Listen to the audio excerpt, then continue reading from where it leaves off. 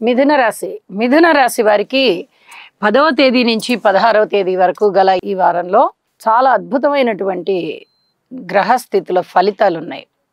4 గ్రహాల యొక్క ఫలితాలు చాలా చాలా బాగుంటున్నాయి.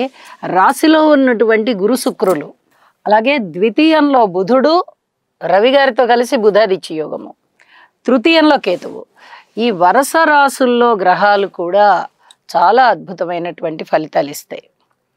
అలాగే మంచి కీర్తి ప్రతిష్టలు, ధనయోగాలు, సంతానం చాలా చాలా బాగుండడము, సంతానం వల్ల తృప్తి కలగడము, అలాగే సంతానానికి మంచి అభివృద్ధి. ద్వితీయ సంతానం కోరుకునే వారికి ద్వితీయ సంతానం ఉంటుంది, ప్రథమ సంతానం కోరుకునే వారికి ప్రథమ సంతానం ఉంటుంది.